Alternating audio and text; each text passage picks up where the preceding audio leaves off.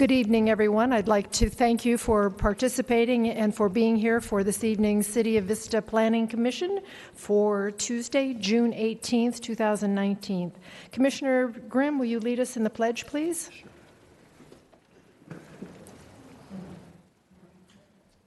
Ready? Begin. I pledge allegiance to the flag of the United States of America and to the republic for which it stands, one nation, under God, indivisible, with liberty and justice for all.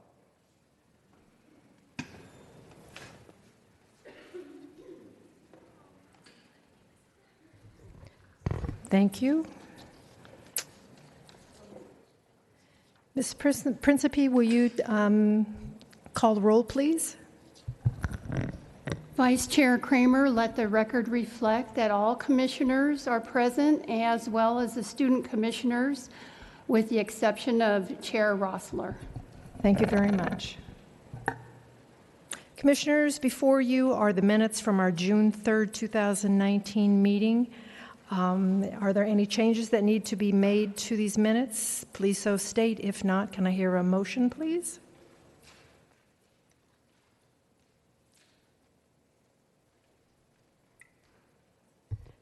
Commissioner Looney? I make a motion to approve the minutes as written. Commissioner Garrettson? Second the motion. Thank you. Please vote.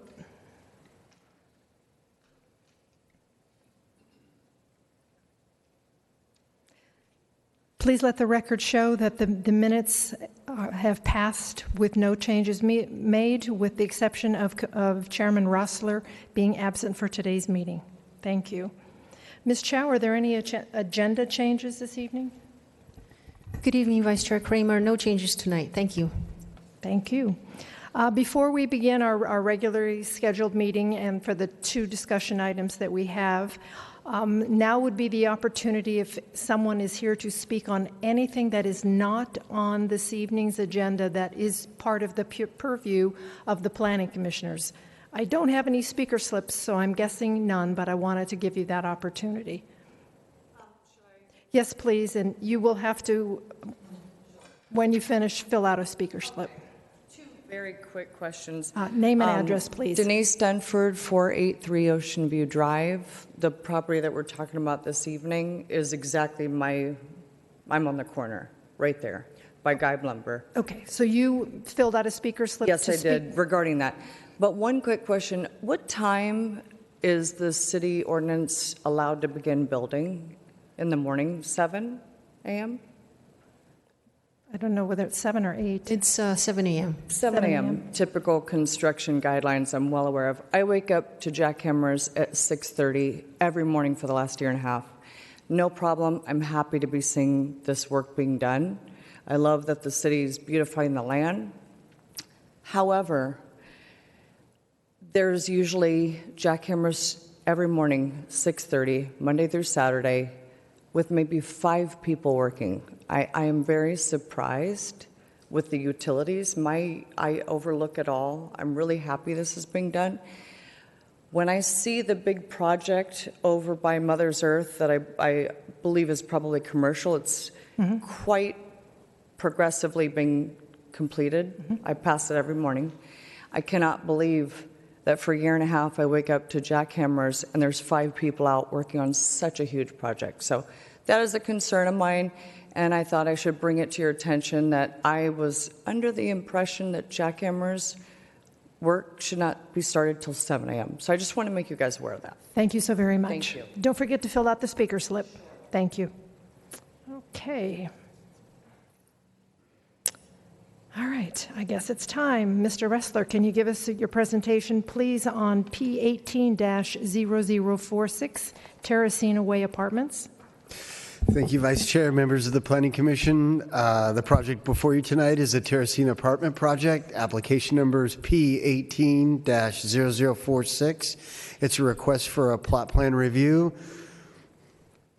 The Terracino Apartment project includes retention of an existing duplex, demolition of an existing duplex, and a construction of an 8-unit apartment building. Each apartment unit would be one bedroom for a total of 10 apartment units once the building is constructed. The project includes open space parking and site improvements. The building would be 3 stories with covered parking at a maximum height of 39 foot 7 inches. Access to the site would be provided by a private driveway along Terracino Way. The subject site is located on the west side of Terracino Way, towards the end of the street.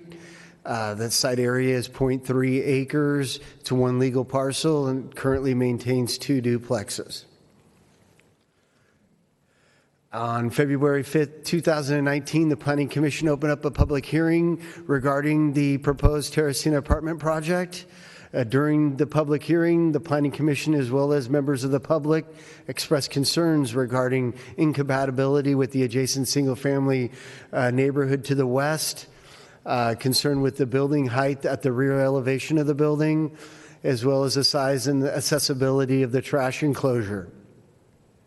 At the conclusion of that meeting, the Planning Commission continued the item to a date uncertain to provide the applicant an opportunity to redesign the project in order to alleviate the concerns of the Commission.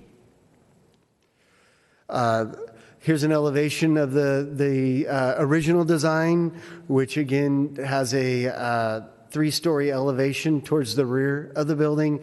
Here, the west elevation would be facing the single-family neighborhood to the west, and again had a 3-story elevation facing the adjacent neighbor. Here's a perspective of that project showing the articulation of the building and enhancements and so forth associated with the building. Here's the original site plan. The area in red identifies the trash enclosure area. The Planning Commission at that time was concerned with the size of the enclosure, as well as the ability to be able to get the bins out of the enclosure, bring them out to the main driveway in order to provide the opportunity for EDCO to come in and do their service. Since the February 5th Planning Commission meeting, the applicant has revised the project in order to alleviate the concerns of the public and the Commission. The modifications to this project include reducing the rear 26 feet of the building to a 2-story elevation. In order to do so, units 102 and 201 were reduced in square footage. 102 was reduced down to 614 square feet, and Unit 201 was reduced down to 596 square feet. In addition to the building elevation being reduced, the size and orientation of the trash enclosure was also modified in order to improve the accessibility of those facilities. Staff included in your packet a letter from EDCO indicating that they've reviewed the revised plan and they can provide service to this development. The elevation above in front of you includes the updated elevation that reflects the 2-story elevation towards the rear of the building. As you can see on the west-south elevation as well as the north elevation, the building transitioning down from 39 feet down to approximately 24 foot 6 inches to this 2-story elevation. Here's a perspective of the revised design.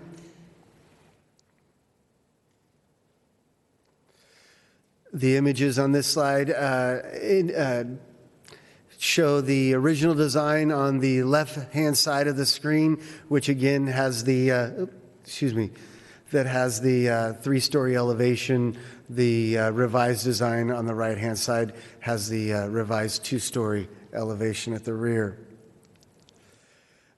This is an updated site plan that shows the revised trash enclosure area, which increased the square footage of the enclosure, as well as reoriented the enclosures to allow easy accessibility, pulling the bins out and into the main drive aisle. The floor plans were modified in order to accommodate these modifications. Unit 201 was originally a 2-story unit, which featured a loft and balcony on the 2-story. That 2-story element was eliminated, and now it just has the single floor, which has the bedroom, living, kitchen, and restroom facilities. Unit 102 on the first floor was modified by eliminating the office component of that unit in order to encompass that area into the trash enclosure area. The general plan land use designation for the site is mixed use, which would allow a maximum density of 40 dwelling units per acre. The proposed project is 10 dwelling units, which equates to 34 dwelling units per acre, which meets the land use designation of mixed use in terms of density. In terms of development standards, the proposed project meets all applicable development standards in the Downtown Vista specific plan, including building height, parking, open space, and landscaping. The one deficiency that is before you tonight is the 2 units that were modified were reduced down to the minimum 700 square foot floor area for a 1-bedroom unit. However, the Planning Commission supported that idea in the original hearing, and the deviation is allowed through the plot plan review process.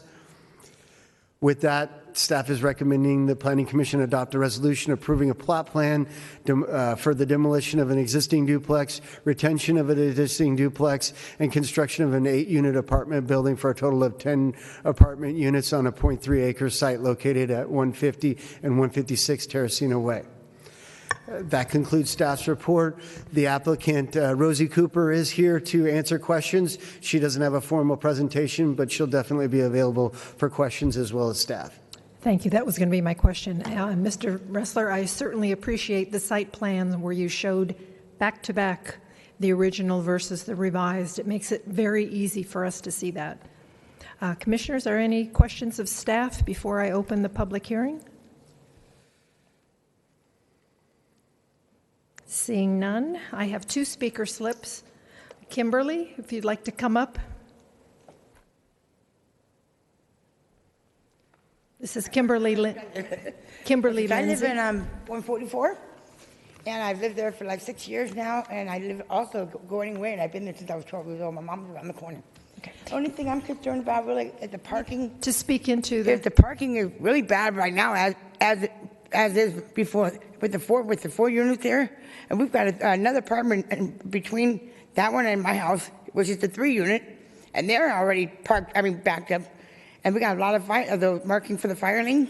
They're already nobody the code enforcement guys never been out there. They're all parking on those already, and when the fire department comes out, he can't even go up past my house. He has to park in front of my house, and they always have to back all the way out to get out. And a couple of times the tow truck went up the house, and they knocked the fire hydrant out. One day, 2 hours of water just going. It was like, and I don't think it's safe because I don't think it's going to be too much parking. And each of those units going to have at least 2 cars if there's a couple there. And that's going to be one person renting it by himself, so I don't know.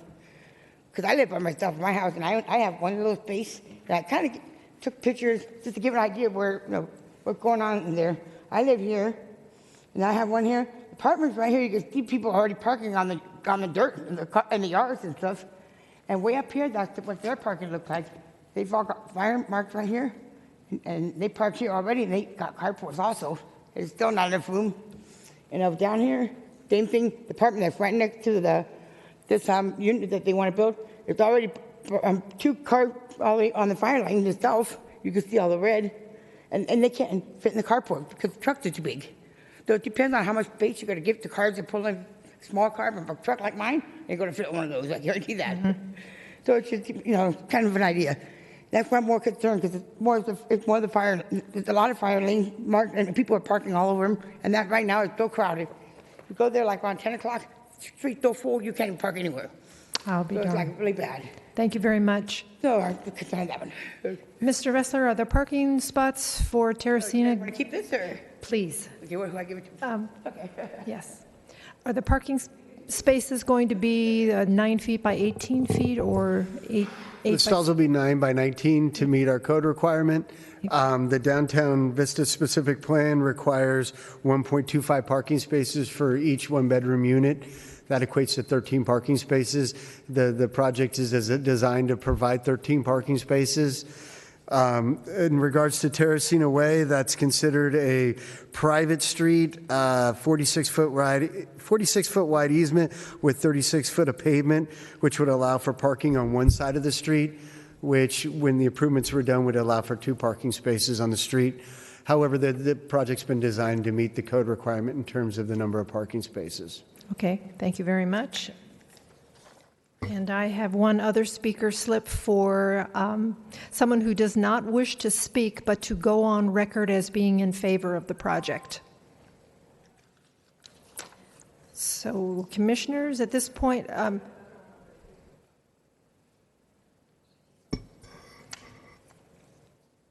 Ms. Principe, do you have a, whoops, I do, you are so correct.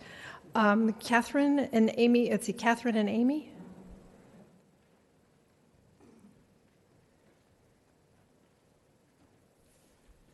Thank you for hearing us. Thank you for, again, bringing this before the commission and for the work so far that Ms. Cooper has done to return that back to at least bringing that massing down a little bit. We are the homeowners immediately adjacent to the west, and we did speak with you last time at 155 Camino Patricia. So we do appreciate the efforts of the commission and going forward so far. This is our first time seeing the plans. We didn't have a chance to look at them beforehand.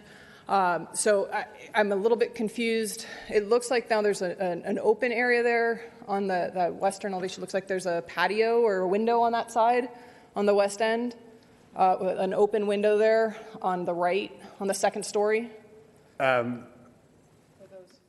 Did you want me to respond now or after? No, that's fine. Okay, Yeah. so these are just recessions in the building that are outside of the bedroom, but there's no visibility out. The small windows are bathrooms. Yep. You have a window on the first floor here, and this is a balcony providing the required open space, private open space for this unit. Seeing that they eliminated the open space on the third floor, they had to provide the code required private open space on the second floor.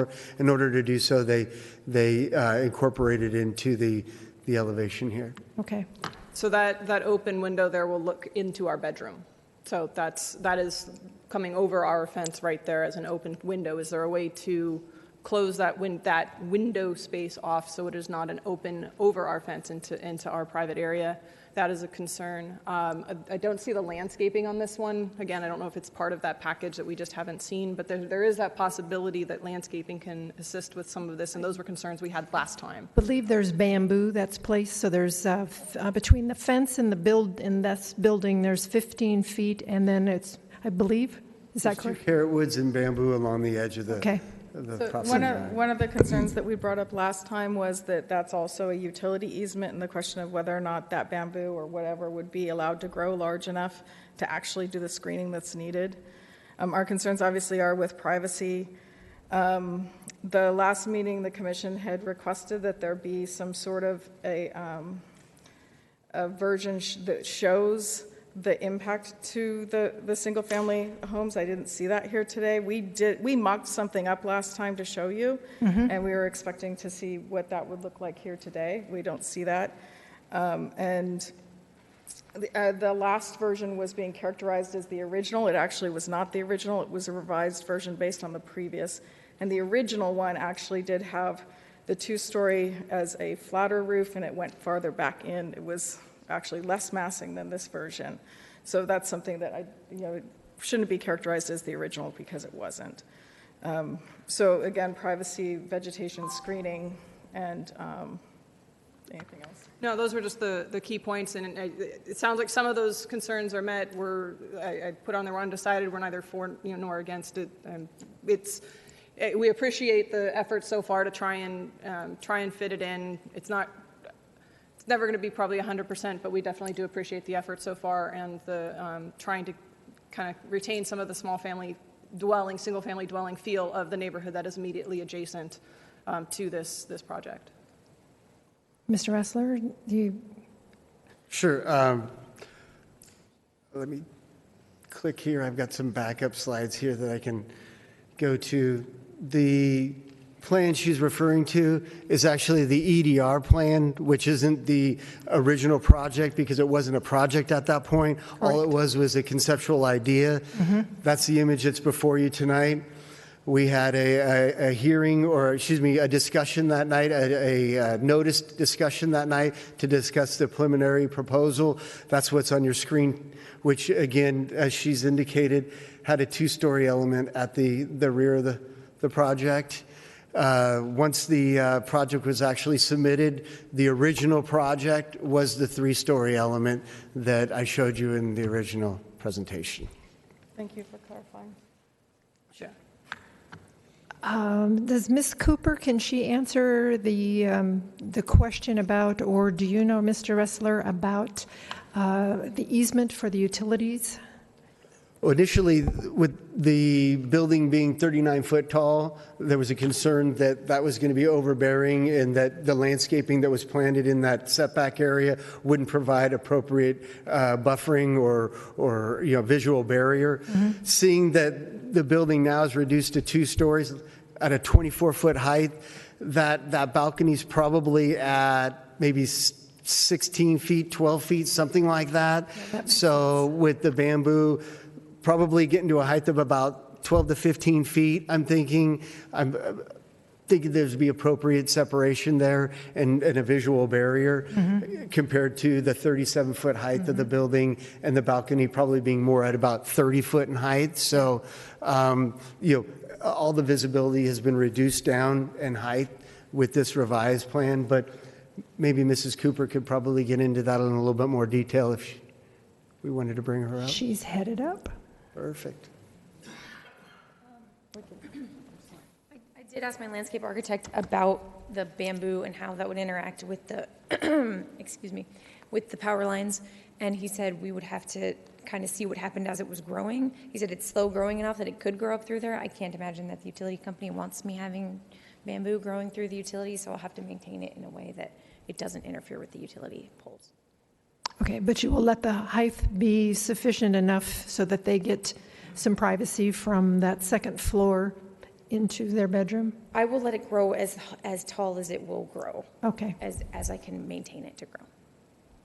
And are there specifications? I know at one point there was something, but as far as the maintenance of that bamboo, if it should die, replanting and all those kinds of things into perpetuity for that, so that there was always that vegetation screening, not 10 years down the road something happens, it dies, and suddenly 3-foot bamboo gets planted. If the landscaping died or if there was a maintenance issue or so forth, then it would automatically become a code enforcement situation. If we were notified, we'd go through and confirm that the conditions were met. If they were not met, then we would go through and require the developer to bring it to it's the conditions that were approved at tonight's meeting. Yep.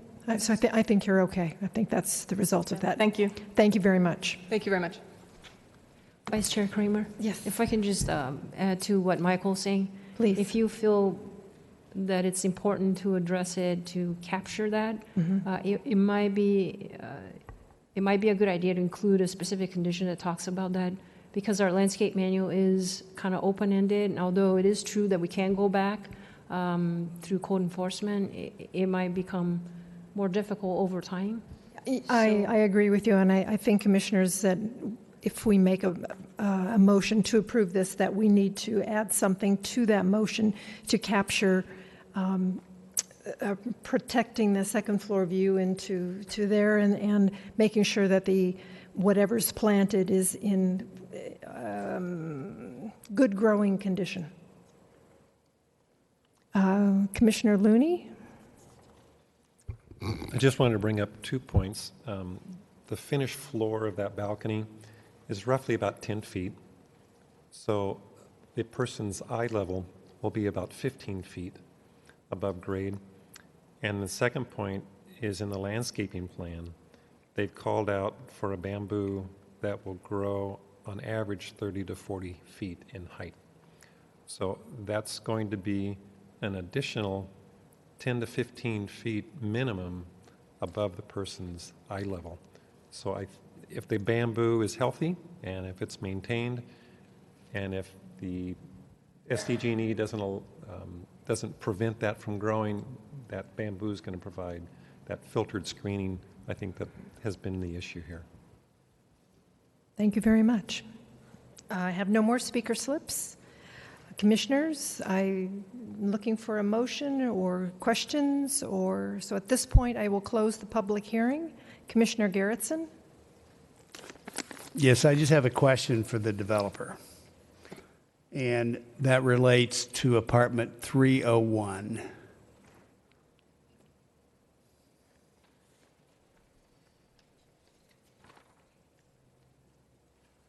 And the question is, what would prevent someone from moving the dining room into the kitchen, making that an eat-in kitchen, and making that area that is now a dining area into another bedroom?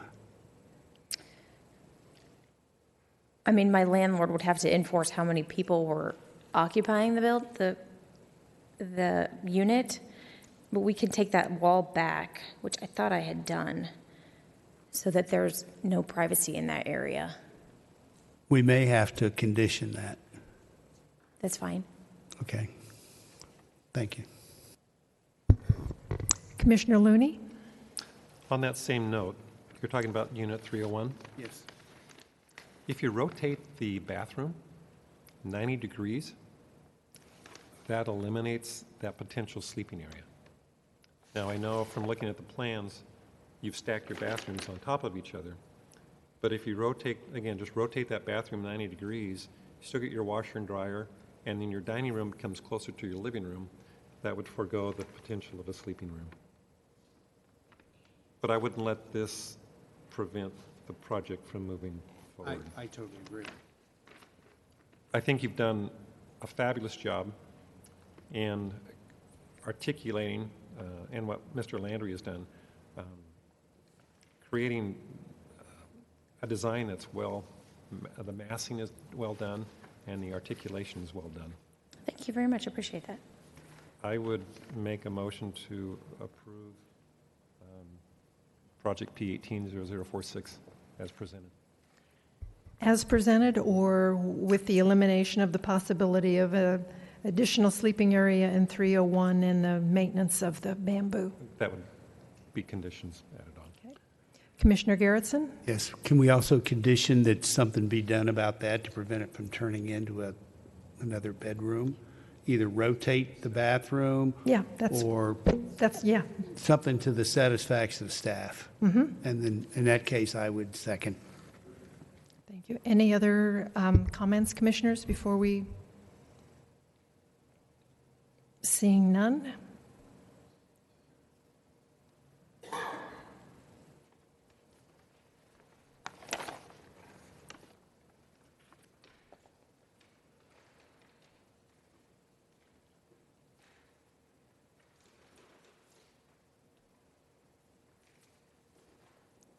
Has everybody voted? Commissioner Looney?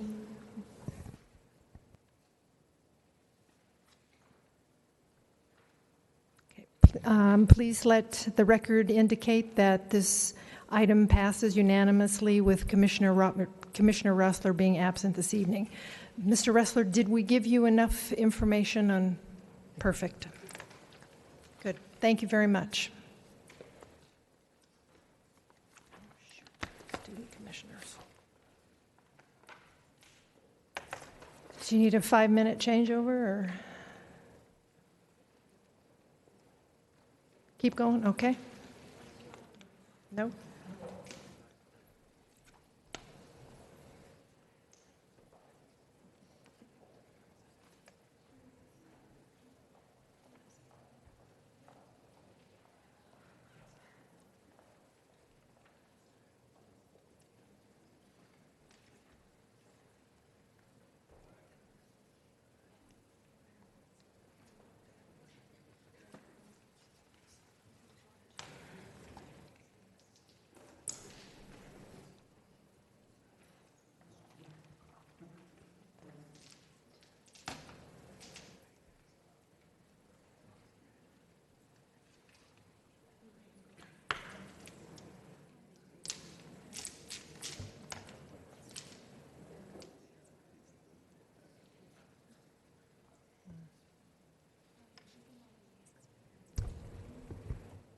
Ms. Chow, whenever you're ready. Good evening, Vice Chair Kramer, Planning Commissioners. I'm Patsy Chow. I'm the Deputy Director of Community Development, City Planner, and I'm pleased to be here this evening to present to you the second public hearing item, which is a request for a site development plan, special use permit, and a tentative parcel map for a project called Terrace Lofts. So this particular project is a request to develop a residential project that would contain 42 apartment units that would be market rate. And the proposed density is at 52.5 dwelling units per acre. As with past projects, we wanted to indicate to you what is the total acreage of the site in terms of what is before right-of-way dedication, what is after right-of-way dedication, and that's on this screen at 0.8 acres is before right-of-way, which equates to the 52.5 dwelling units per acre. And for informational purposes, after right-of-way will be 0.72 acre parcel, equating to 58.3 dwelling units per acre.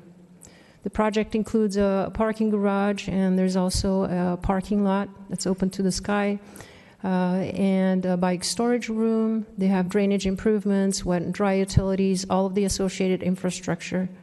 They also have private balconies, deck areas proposed as part of the project, and a couple of amenities in the form of a roof deck and a garage workshop space.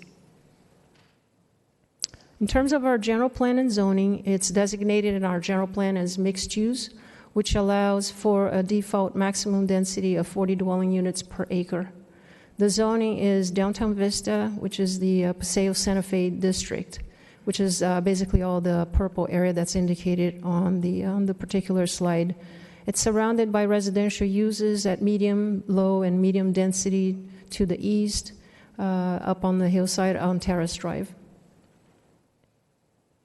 And this is just showing a picture of what's surrounding the project. We basically have commercial uses to the north, a parking lot, and a commercial use to the immediate south across the street on Terrace Drive, and across the street on South Santa Fe. You've recently approved the Paseo Artist Village project, which is immediately across the street from the proposed project. And again, up on the behind Terrace Drive, behind the project, you have additional residential single-family homes and residential projects up there.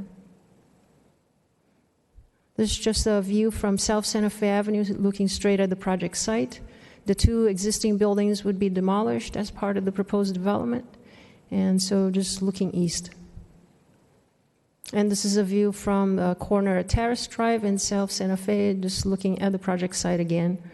And you can see the existing conditions on the site. And there are two parts of it. There's the lower part and the upper part where the proposed parking lot is going to be proposed as part of the project, which I'll show it to you on a site plan here. So on this site plan, you can see the proposed building location in yellow, which is actually the floor area or the floor plan of the ground level, that's facing South Santa Fe at the corner of Terrace Drive and South Santa Fe. And then just wanted, for clarity purposes, the line that's in red, it's the line of the second floor above, and which then creates that the parking spaces that are covered by it right next to the proposed building floor plan on the first floor.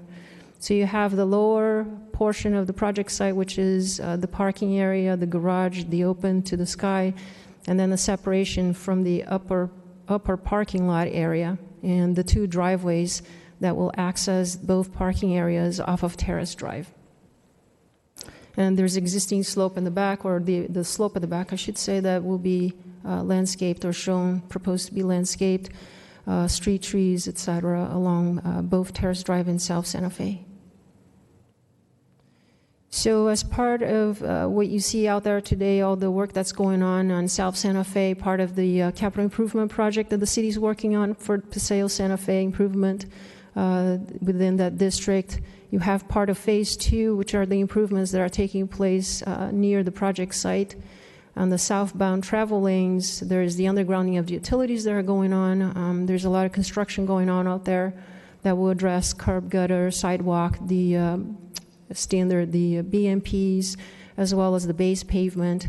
And that will take place within the next 6 to 9 months, the work that's going on out there. Then the work will actually move to the east side of the street, which will be adjacent to the subject project site, addressing the same elements. And then eventually there will be the final pavement with the street furnishings and the street trees, etc., that will go along as part of this Phase 2, as it's depicted on this slide. There's parallel parking that's proposed along the project site on South Santa Fe, as shown on here on this picture as well. So in terms of the general plan, again, the default maximum density is 40 dwelling units per acre, which would allow 32 units on the site, on a 0.8-acre site. And what they're proposing at 52.5 dwelling units per acre is above that default maximum.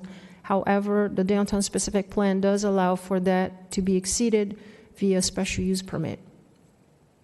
In the downtown specific plan, the building height maximum is 60 feet, which the project is meeting. It is a 5-story building and maximum 60 feet. The setbacks are being met in terms of the front yard, the street side, and the side yard being 0. The rear yard is 15 feet, and they're meeting that as well, which is basically the slope area, the landscaped area at the back of the property. The required parking is 56 total. They are providing 57, where 43 of those are standard parking spaces at 9 by 19, as you're aware of, citywide. But 14 of those spaces are actually compact spaces at 8 by 16, which is allowed by our downtown specific plan. So 25% of the total parking can actually be in the form of compact spaces, and that's what they're doing here. In terms of the open space requirement, the specific plan calls for 200 square feet per unit, and that equates to 8,400 square feet total for the project. However, the project is providing 4,312 or 4,300 approximately total square feet in terms of open space. So not quite meeting what's required off of the part of the downtown specific plan. That amount is actually being met in terms of a roof deck that's on the 5th floor, and they have also multiple private balconies and decks that are provided as part of the units. The private space, I just wanted to mention that the downtown specific plan requires that at least 25% of it be provided in the form of private space, but the project is well exceeding that, providing that at 47% in terms of private patios and decks. And also the landscaping, it's, the requirement is only 5%. The 46% is what they're providing as part of the project, so it's well above what the specific plan calls for landscaping area as well. As far as unit sizes, we have studios, 1-bedroom and 2-bedroom units in this project. The studios are meeting the minimum requirement of 400 square feet. The 1-bedroom, however, there are 12 1-bedroom units that are slightly under the requirement of 700 square feet. They're at 637 square feet. And the 2-bedroom are well exceeding what's required, the 180. They're starting at 1179 square feet total. Again, in terms of the amenities, our design guidelines requires that projects that are 25 units or greater have at least 2 amenities. They have 2 in the form of a roof deck on the 5th floor, and then also a garage workshop amenity that's provided on the 1st floor, and basically has basic power tools in there for the use by the residents in case they need to assemble furniture or they need to work on their bikes and so forth. And there's some depictions that are part of the plan to kind of better inform you as to what that space is for. And just one last note here on this slide about the general plan is, again, the special use permit is the tool that they're utilizing in order to exceed the density of 40. They're providing at 52.5. The parking plan, just to depicting on the slide where the guest parking is. The guest parking is on the upper lot. And just to clarify, the upper lot is actually will not be gated. The site plan indicating that you received in your packages does indicate that it would be gated. However, it will not be for purposes of ease of access to the guest parking. And the lower parking will continue to be gated as shown on the site plan, on the architectural site plan. So I just wanted to basically include this slide and also to identify where the parking spaces and how they are distributed. There is a preliminary parking plan that was provided by the applicant, which we have put a condition in the permit to provide us with the final parking plan at the time when the project actually will be occupied. But they do have a system of resident and guest parking hang tags so that they can easily identify who's who, so that the guest parking spaces are not being utilized by the residents, and therefore there's clarity in terms of monitoring of the parking spaces and who's utilizing them. In terms of cross sections for the project, the top one identifies The condition across South Santa Fe to the west, that's where Paseo Artist Village actually would be, which is also a 60-foot, 5-story project. And then you cross Santa Fe, you have the proposed 5-story building, Terrace Lofts, and there's about a distance of 140 feet before you get to the house, the single-family house up on top.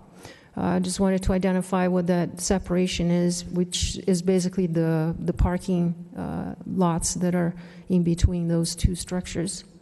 The middle section is just, you have 508 Tavern on the left side, and then you have the Terrace Lofts again. Crossing Terrace Drive, you have a parking lot there at the moment, and so there's a distance between the building and the pawn shop is about 200 feet there.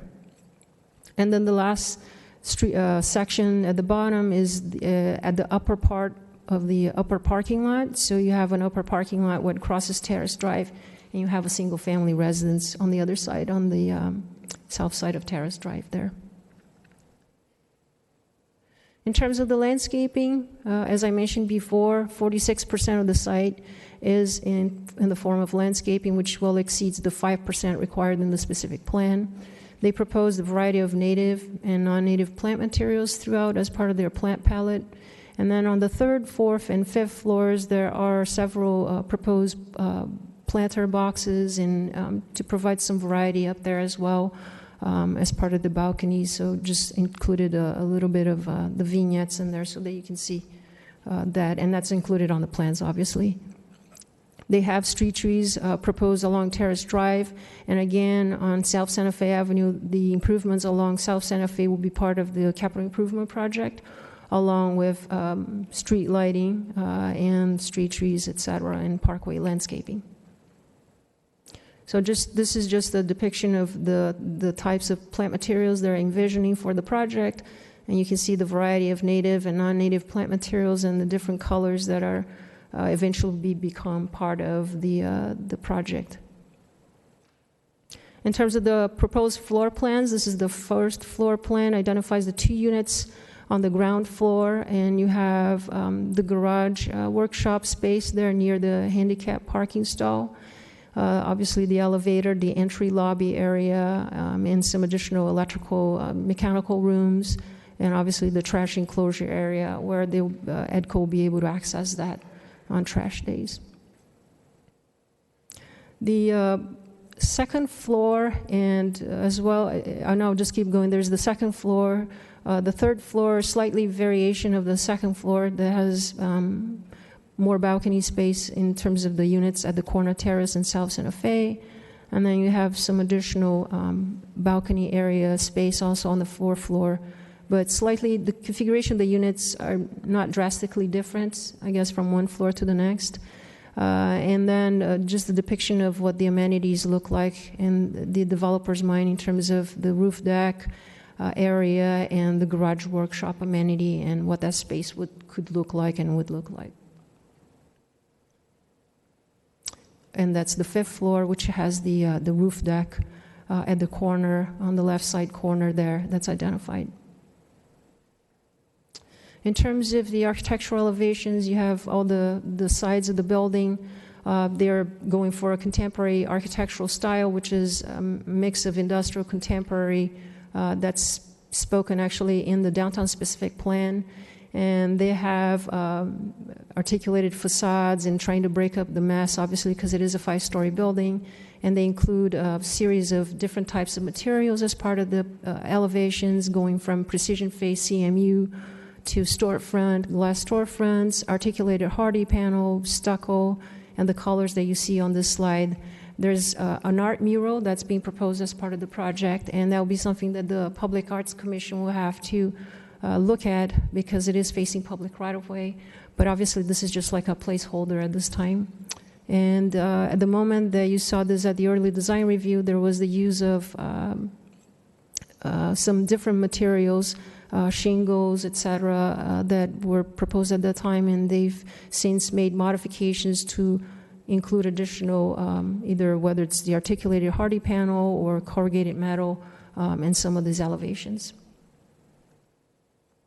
So this is the material sample board that was included in your plans as well and identifies all the precision face CMU, the stucco, the colors, the trellis, the vine or the green wall, as they call it, identified on the elevations and the storefront. Artistic architectural renderings that were provided by the applicant, they speak 1,000 words. So as you can see, what they envisioned for the project and how it all blends and how it all interfaces with South Santa Fe once the improvements are all in, depicting obviously the existing buildings as they are in South Santa Fe, the 508 Tavern, etc., the slopes and surrounding neighborhood. Basically the view on the top from South Santa Fe, the view at the bottom, the back of the building from Terrace Drive. And some additional renderings as well from South Santa Fe and looking at the project and the offsetting planes as they're proposed as part of the project in keeping with the spirit and what's the purpose and intent of the downtown specific plan. So the project is environmentally exempt in terms of the fact that there was a previous EIR prepared as part of the downtown specific plan back in 2015. And it basically meets all of the 5 conditions for an exemption related to meeting the policies of the general plan, not being on more than 5-acre site surrounded by urban uses. There are really no habitat or endangered rare or threatened species on the site, and it wouldn't result in any significant impacts related to traffic, noise, air quality, or water quality. And it is adequately served by all the public utilities and services. Staff made sure to actually include additional conditions or mitigation measures that were part of the EIR related to noise, air quality, cultural resources, hazardous materials, public services, and traffic, so that they are re-emphasized as part of the project as the project moves forward. And just to go back in time a little bit in terms of the early design review, for purposes to clarify some of the comments and how they were addressed since they came before you on September 4th, 2018. And I'll be summarizing the points as far as the density issue and the concerns that were brought at that time. And as I mentioned before in my presentation, they are using the special use permit in order to exceed the 40 dwelling units per acre at 52.5, which is consistent with what the downtown specific plan allows a developer to do, and meeting what's being allowed, I guess, in the specific plan in terms of the density. The proposed parking sizes, comment was made at the time during EDR about being substandard or not meeting the requirements. The parking space count total is meeting what's required. They are exceeding by 1 space. And as I mentioned before, as far as the compact and standard spaces, they're all allowed per the downtown specific plan.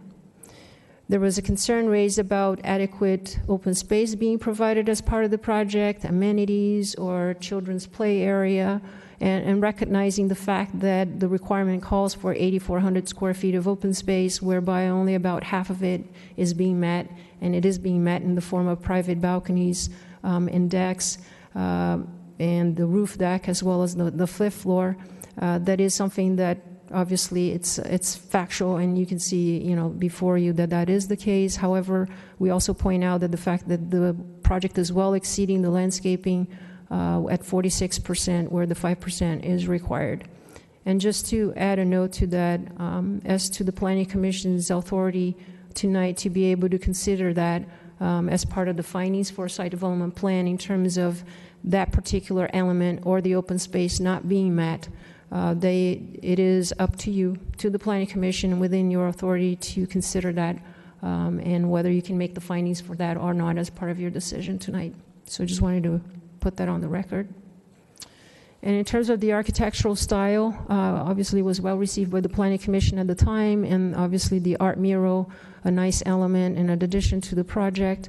And Terrace Drive, there was also discussions about that and needing work, articulation, varied colors. So the applicant went back and revised their elevations to include additional offsetting planes, articulation, obviously the inclusion of the green wall and the vine trellis on the 3rd floor facing Terrace Drive, and addressing both South Santa Fe and Terrace Drive, in fact, at the same time. And I mentioned before also the change in material from the asphalt shingles to the articulated hardy panel, which was a concern from the Planning Commission as well as from staff during our review.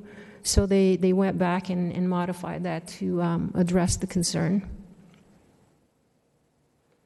And the last comment that I had here from the early design was the inclusion of site cross-sections and cross-sections with the neighboring properties, so you can actually see the relationship between the project and the existing surrounding neighbors, which they've done that, and I've discussed earlier in my presentation about the relationship of the bulk, the mass, and the distance and separation between all the properties surrounding and the subject project, the 5-story building. So in terms of our general plan and the downtown specific plan and design guidelines, the proposed project is consistent with the particular documents, as the proposed density of 52.5 is permitted via the special use permit, as mentioned before, and the project is meeting the requirements of the particular documents for an apartment project for multifamily use, including issues, the elements related to amenities, the setbacks, the parking, the private open space, and the architectural elements. And with that, the staff's recommendation is to approve the site development plan, the special use permit, and the tentative parcel map for the 42 apartment units at South Santa Fe and Terrace in the Paseo Santa Fe district. And this concludes my presentation. The applicant does have a presentation as well, and they would like to do that before you, and unless you have any questions for me before we go ahead and do that. So thank you very much. Thank you, Ms. Chow. Commissioners, shall we go directly into the applicant's presentation? Yes, please.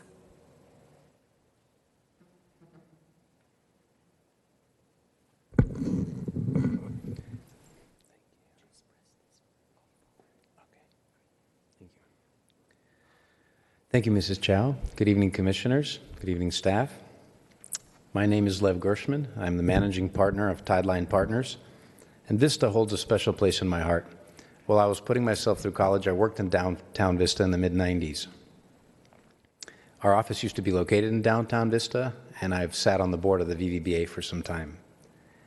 I've firsthand seen the transformation that Vista has gone through over the last 2 decades, and Vista has a really bright future, and we're here to play a role in that future. We appeared in front of you in 2018, as Mrs. Chow has mentioned. We heard your concerns, and we've addressed those concerns as much as we can on the project. We worked thoughtfully with staff, and we're excited to share this update with you. I'm very proud of our team. We have an award-winning team. They're here behind me. Stephen Dalton Architects. Over your other shoulder. Oh, there he is. He moved. Dalton Architects recently won a coveted Orchid Award for the Duke project in Bankers Hill.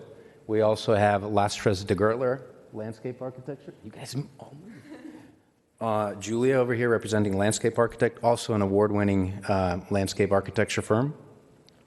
And our firm won, for one of our projects, an award for beer garden in downtown Vista called the Doghouse on Broadway in Indiana. Love it. I realized I forgot to flip through the slides. I'm sorry. There we go. Okay, third slide. In the upper left-hand corner, you'll notice it's faint, but there are 3 green lines. That is our company logo. And the logo's there as a reminder of our founding value principles, and they are to create enduring economic value, enhance and support the community, and preserve the environment. All of our projects start here, including the few that you know in downtown Vista. As I mentioned, the Beer Garden project, we worked closely with the Vista Art Foundation and the local art community to host events and workshops. The other project we did in downtown was 150 East Broadway, and we worked with the Art Foundation and the art community yet again to paint a full-size mural for the wall. Both of these projects drew attention from the Union Tribune, highlighting the growing art activity in downtown Vista. Our team is really inspired by the vision of the downtown community plan. The plan calls for a vibrant, walkable, and bikeable village-style city center full of thriving businesses and residents, contemporary design and materials, districts that embrace and promote specific experiences and create unique neighborhood feelings. Our project is located on Paseo Santa Fe in the Arts and Culture District.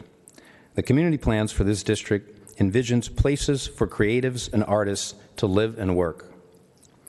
Capturing the potential and mercantile that parallels South Santa Fe, for the light industrial uses for people to have workshops and to live and work.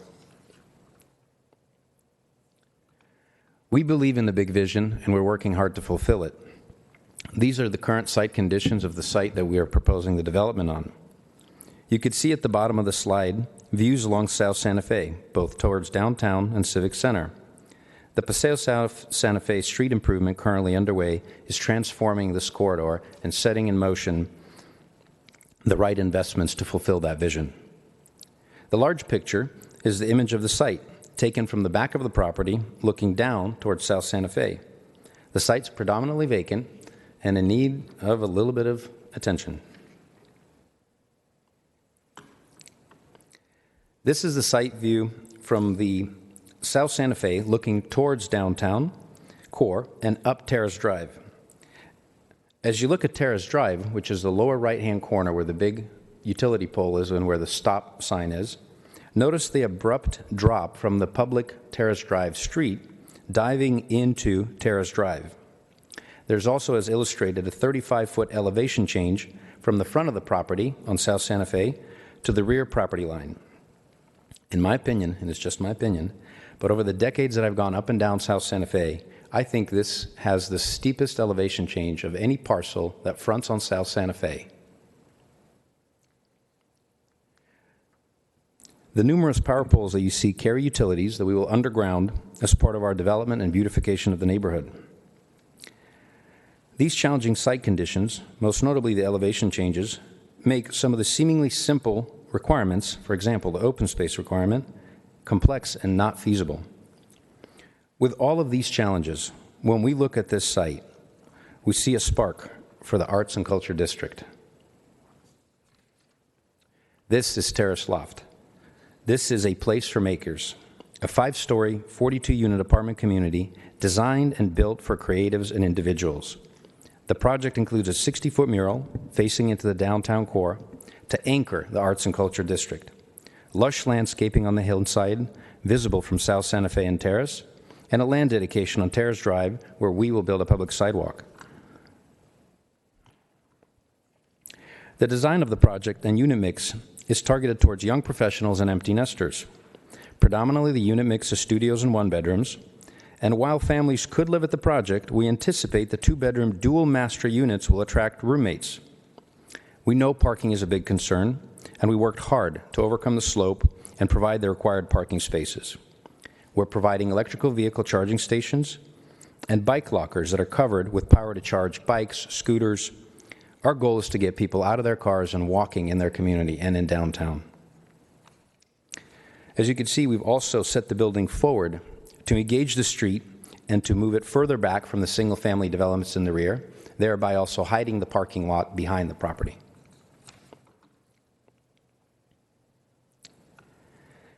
We've invested in creating a green backyard and a view for the corridor that benefits both the tenants and the community. Because of the site constraints I've shared, we were only able to achieve half of the required 8,400 square feet of open space as it is defined by the city. While we are short of this guideline, we're providing 14,000 square feet of landscaping, 10 times the required amount by the city. We're also creating outdoor terraces, living spaces for our tenants. Average space is 90 square feet, almost 3 times the required amount. Imagine having a second living room that's 9 feet by 10 feet. That's not just a balcony to check the box. That's a place you use. This is the view from South Santa Fe looking up towards Terrace Drive and at Terrace Lofts. We pushed and pulled the building to break up the massing and create a contemporary and interesting look.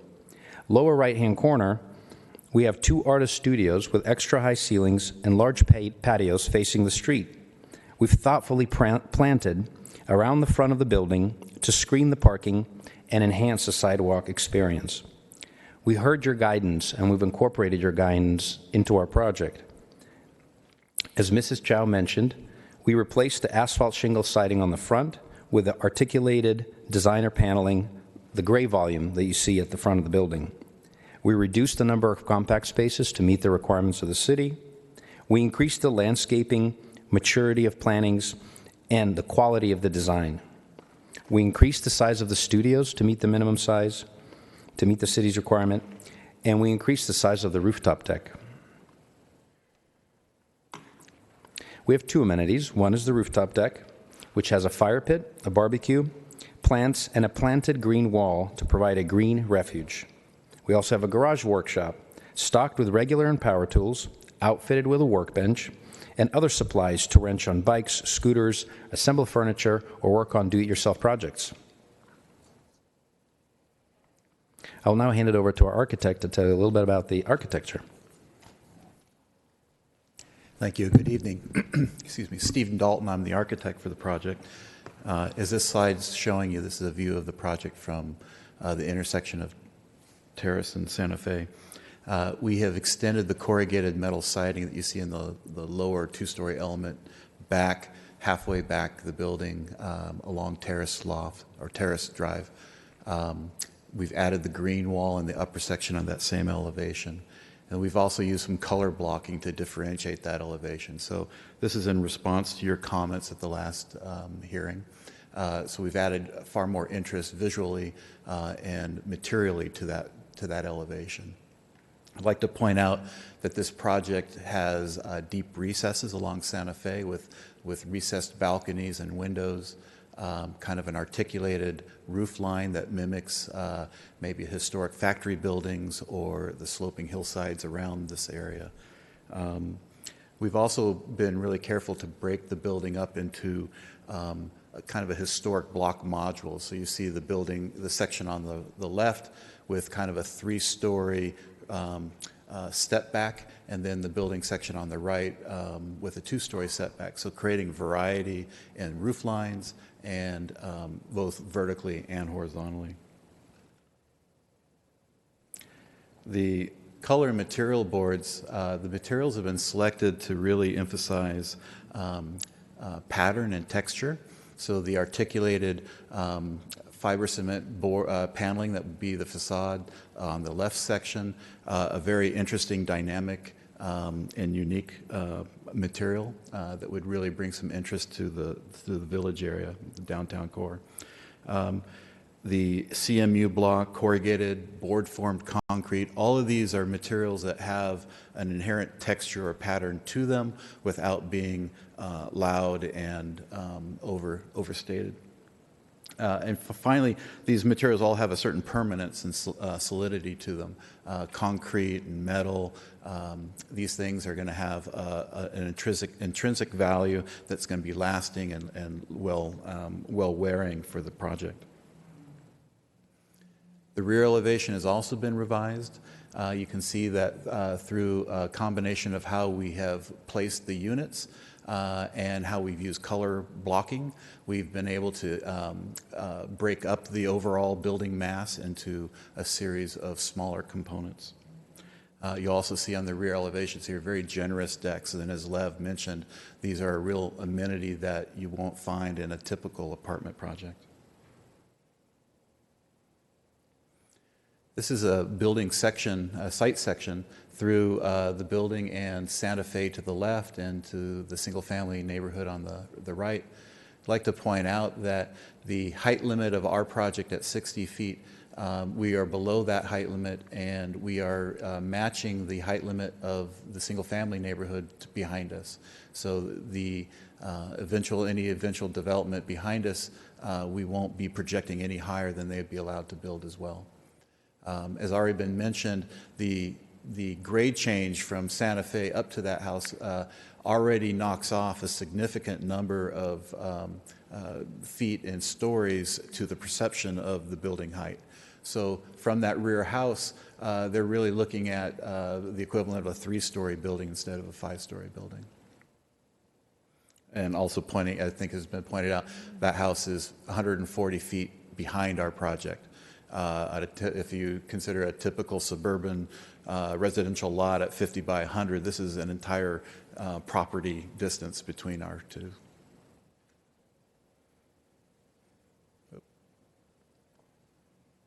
Okay. I'll hand it over to the landscape architect. Thank you.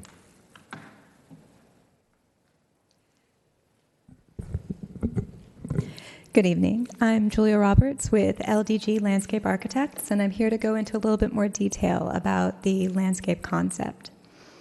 Our public realm goal is to enrich the urban fabric of this area of Vista, and we have a twofold open space strategy. Our first is to enhance the active public space, and by this we mean the areas where people will actually go out and they'll enjoy the area, they'll gather, they'll have a more hands-on approach. So that's the first way we're going to enhance this area. And then the second is to create a lovely, what we call passive space. And this is where people will see the serene hillside garden and they'll think this is just a beautiful place to live and work. So these are more broad features that just contribute to the community because they're just so beautiful and so prevalent. The site is so steep, as we've continued to mention, that actually presents an opportunity for us as landscape architects. We saw it as a way to bring the green space onto multiple kinds of surfaces, which is very interesting. So we have the ground plane, we have sloped planes, and we have vertical planes. We're taking the traditional planters, and then we have that 3-story green wall we're producing, and a very large hillside garden, which is going to be green all of the year because we're not only putting the native plants in, which are ecologically wonderful, but we're adding drought-tolerant, compatible species that are going to be green and flowering when the other ones are dormant. So in general, this is going to create a natural buffer as well between our apartments and the residential unit behind. In accordance with the downtown, let me deliver this. In accordance with the downtown Vista specific plan principles, we have created visual and physical connections on multiple scales. So on the smaller scale, we have things that are, again, more hands-on, such as the planter boxes, street-side container gardens, vine-covered green walls, and we even brought this level of small scale into the parking lot. We took what was going to be just a plain CMU wall to get from one level to the next, and we made it into a terraced garden. So as you're walking to your car, you're not going to be passing bricks, you're going to be passing this lovely green space that's going to have trees and vines and grasses in it. So again, we're really trying to bring greenness to as many different areas as we can in this project. And then on that grander scale, we have that huge street side mural that you were seeing earlier, and the 3-story green wall, and the valley hillside garden behind, and all of these create physical and visual connections from the site to the community and to the area at large. So that was our first goal. And our next goal is ecological. Our plant palette needed to be unique to the district of Vista. And so using native plants was one of the ways that we contributed to that open network of green space. There's a limited amount of plants on the site currently. Some of them are invasive. None of them are very healthy. And so we had to remediate this situation. And again, we took this as an opportunity to reintroduce healthy native plants that are going to be helping with that erosion and helping with that just beautification and sense of place, and then mixing in the non-native flowering plants that I mentioned a little while ago. Now our final goal is to look to the future.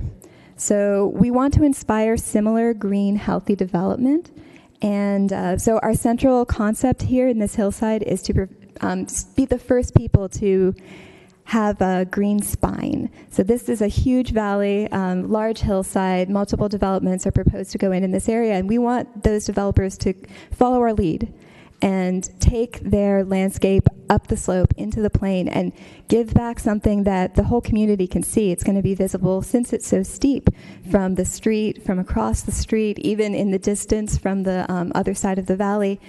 And so that really contributes to the vibrancy of the district and is very much in line with the goals of the Arts District. So in general, what we really wanted to drive home was that this is all about sense of place. And we feel that by incorporating this much green space into the landscape, that we're really giving that to the tenants and to the community.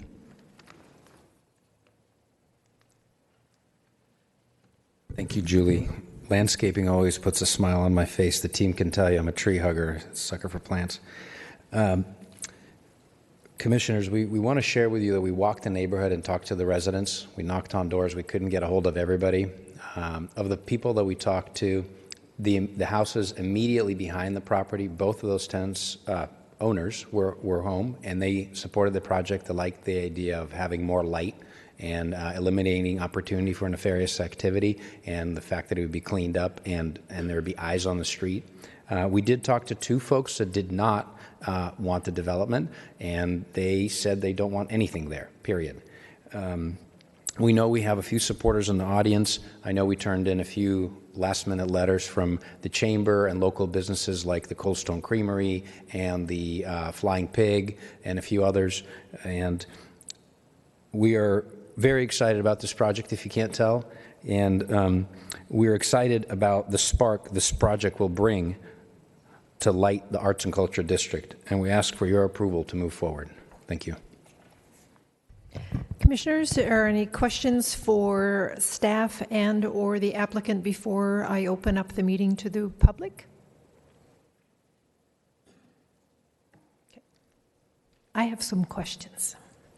Mr. Gershman, so can you put up your slide of looking at the front of the project? This one or...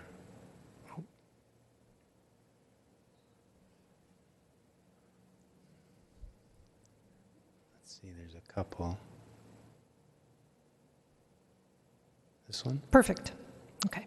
So you talked about we'll have 80 foot, roughly 80 square feet of decking in front of each unit.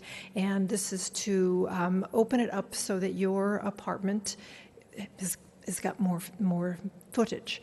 So my question, when I hear that and when I see that, I've stayed in places where they have the traditional slider that opens, but if you had the 8-foot center sliders that open, you truly open up. So I wondered what your plan was for those sliders. Well, we would love to truly do an indoor-outdoor seamless transition, and we've looked at that, and I would probably have to have the architect explain it a little better, but we get into some issues with the weight of the door, ADA accessibility, because we have an elevator service building, and it just creates complexities. We'd love to be able to do that. Some of the studios, I believe, may allow opportunity for that, and again, I think that's a better question for the for the architect, but okay. It's a great idea. We would love to do that. Okay, my second question, and then maybe it's Mr. Dalton answers them both, I'm not sure. The back elevations, if you could show that slide.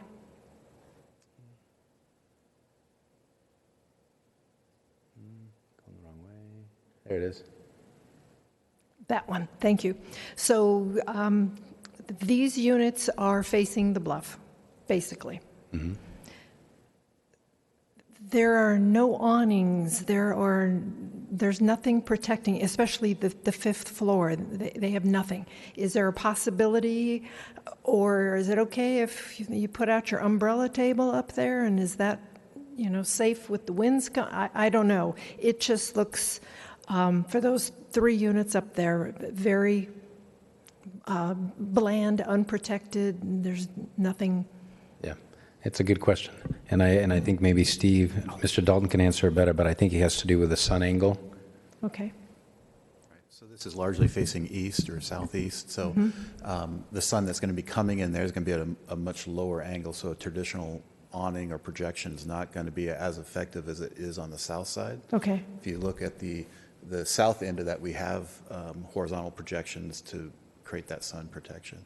Okay. But short of doing kind of like vertical fins or something, it's going to be very difficult to control the sun early morning.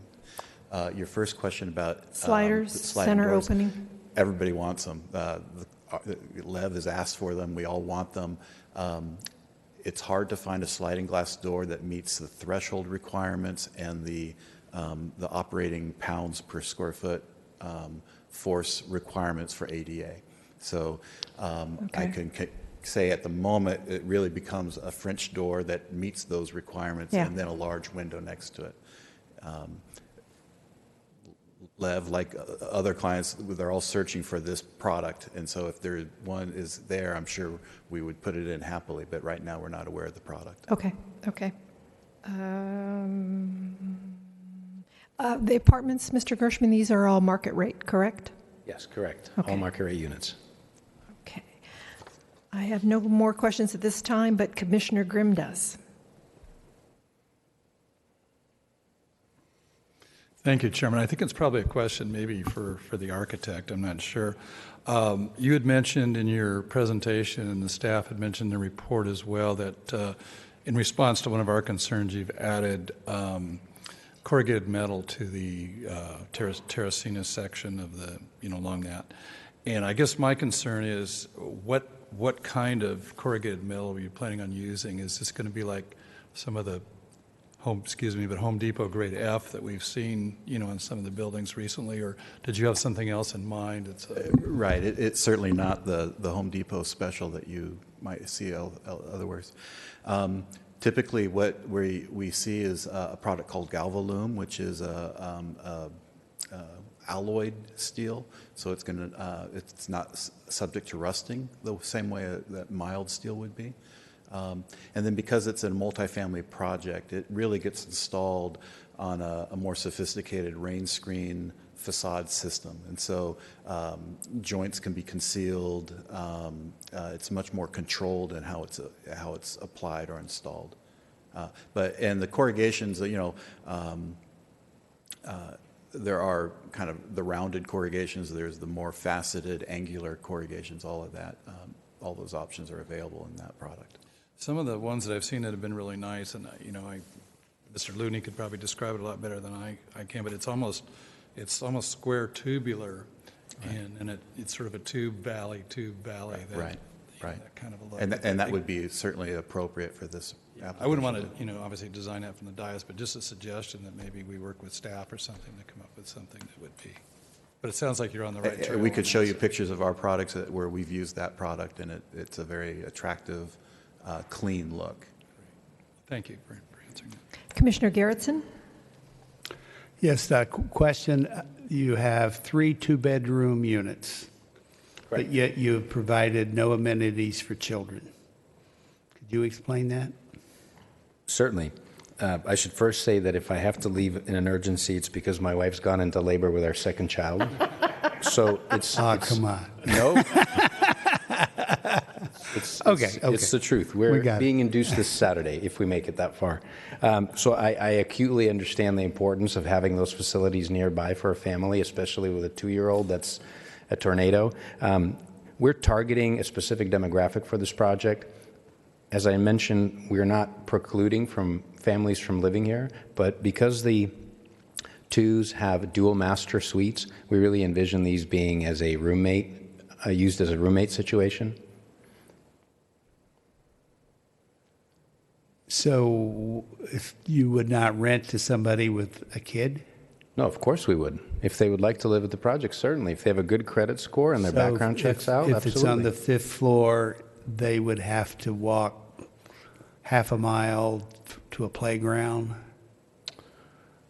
I actually like walking with my son. I think it's healthy to walk in general, and we are trying to encourage people to do exactly that, to walk. There's a linear park on South Santa Fe just in front of Paseo Point. So if somebody chose to live there and they didn't see an issue with walking to a playground, we would be happy to have them. Thank you. Okay, seeing no more speaker slips, I will open the public hearing and get the public's comments.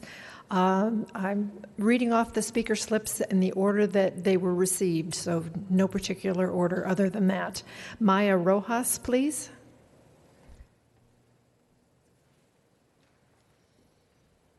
So state your name and give your address for us. Thank you. Maya Rosas, and I work for Circulate San Diego, which is in San Diego. I don't know if you need the address. Okay. Please. Which is at 233 A Street, number 206, City of San Diego. Thank you. I'm the policy director with Circulate San Diego. Circulate San Diego is a nonprofit with a mission to create excellent mobility choices and vibrant, healthy communities. Most people who know of Circulate are familiar with our work promoting walking and biking infrastructure and education. We also run a program called the Circulate Mobility Certification, which reviews and certifies sustainable growth projects that meet criteria relating to active transportation. Active transportation, proximity to transit, and pedestrian-friendly design. So Terrace Lofts was reviewed by an independent review panel and has earned Circulate's mobility certification. Vista is investing in infrastructure to improve walkability, of course, as we all know, to improve walkability, multimodal transportation, and add traffic calming designs with the Paseo Santa Fe streetscape improvements in front of Terrace Lofts, which means this project's residents will benefit from some of the best walkability in San Diego County. Terrace Lofts is within walking distance of Vista Village, with a range of restaurants, shopping, and cultural activities available to residents. The site has protected bike parking in a convenient part of the site for resident cyclists adjacent to the building entry, with easy access to the street. The project will even have bike boxes, which are a very protected way of parking your bikes near the parking lot entry, with electrical outlets for charging batteries for residents with e-bikes, and that is really innovative. The project has a workshop space that will allow residents to have a workspace not otherwise available in apartment living, as they demonstrated in those pictures. This workshop space could be used to repair bicycles or for other projects that require some space. Terrace Lofts earned the Circulate Mobility certification for the above reasons and is a great transit-oriented smart growth project that will benefit Vista. Please support Terrace Lofts, and thank you. Thank you very much. Denise Dunford, please.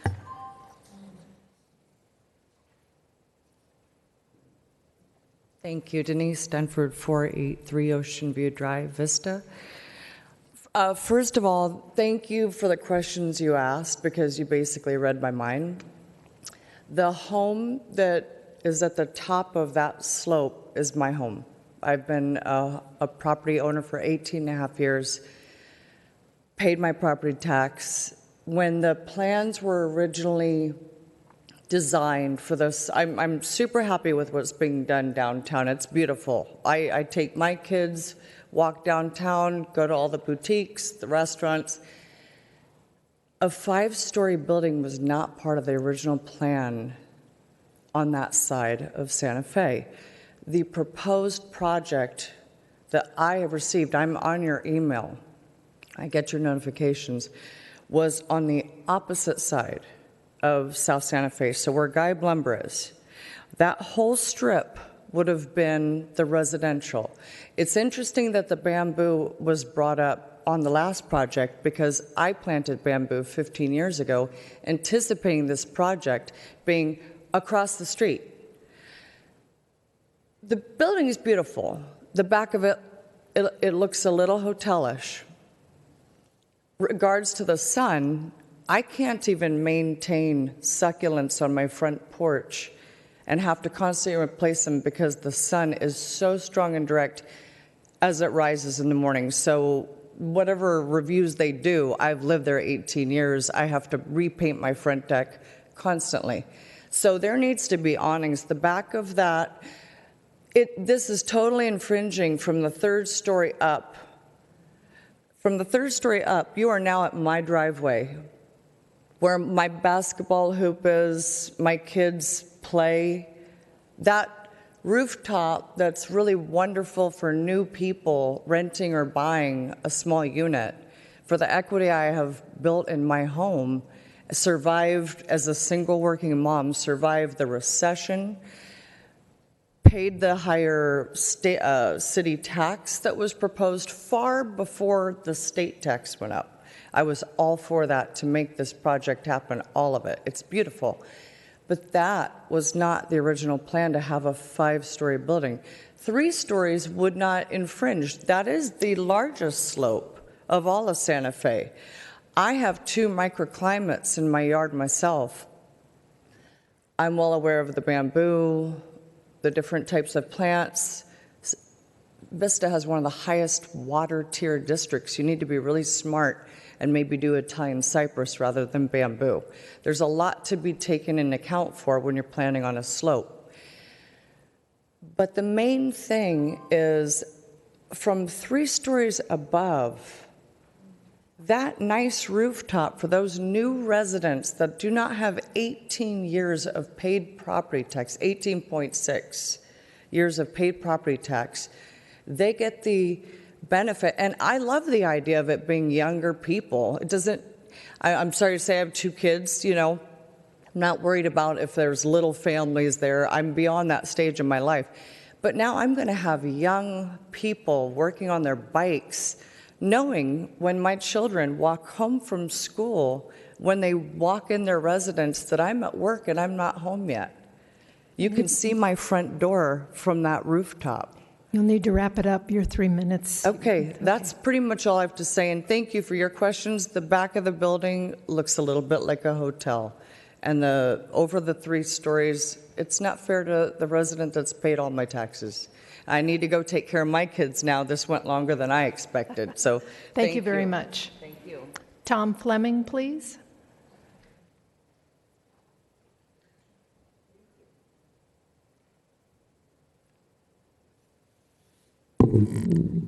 Good evening. My name's Tom Fleming. I've been a resident of Vista since 1975.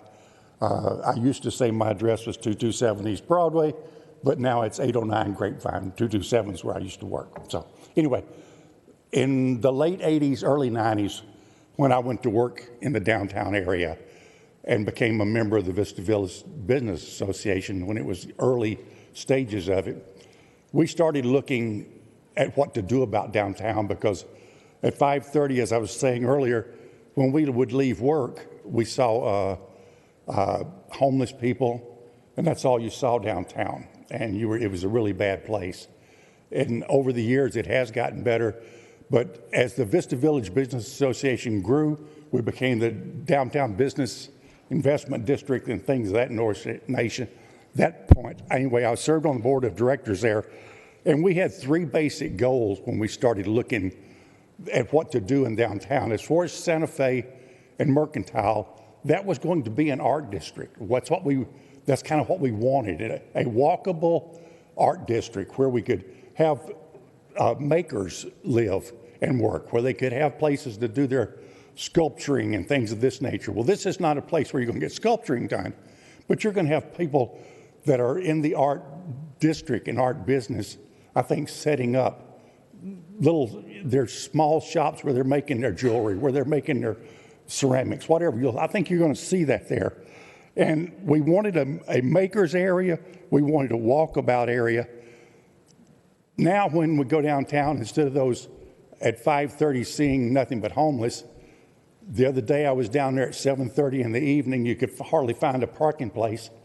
People are walking the streets, and now instead of homeless, you're seeing husbands and wives, you're seeing families walking the streets together, going from restaurants to restaurant, just enjoying the downtown. I am crazy about what we're doing in Vista. I would encourage you, though, this place has got a lot of beautiful amenities with the landscaping, the hanging, just the livability that's there. I would encourage you to be careful, not for this place, but as you look at other places, because there's buildings going up and down, as you know, everywhere in Vista. Make them comfortable like this. Try to use this as an example of what you ought to be doing in other places. Thank you. Thank you. Oops, pardon me. Adrian Petrazor. And I do apologize for butchering last names. So, was I? The ending sounds like seashore. Petri Shore, like seashore. Beautiful. Good evening, Honor Commissioners, my name is Adrian Petichora. I live at 485 Ocean View Drive. There doesn't seem to be any other five-story building in the city of Vista within 150 feet of a single family residency. Building such a tall building in the immediate vicinity of one-story residences will block their views and decrease the market value of those properties and of all the properties in their vicinity. Access to the parking lot for Terrace Lofts is planned to happen via Terrace Drive. Terrace Drive is a narrow, short, and winding street with very bad visibility in a couple of areas. And the second slideshow from the first presentation actually showed cars parked all the way on the right side. Traffic, there is already another large property, Sunset Cliff Apartments, with 52 units that also can only be accessed via Terrace Drive. Adding a second large property on Terrace Drive will undoubtedly disrupt the traffic on Terrace Drive and Ocean View Drive, contrary to what is stated in the notice of public hearing, saying project would not result in significant effects related to traffic. Also, I would like to point out that there are many small children on both Terrace Drive and Ocean View Drive, and there are no sidewalks on any of these two streets. So adding additional cars on both sides of the streets will present real challenges for parents who are walking their kids in strollers. Like many similar projects, the Terrace Loft project inevitably leads to a significant number of residents parking on the street because of the limiting parking facilities included in the project.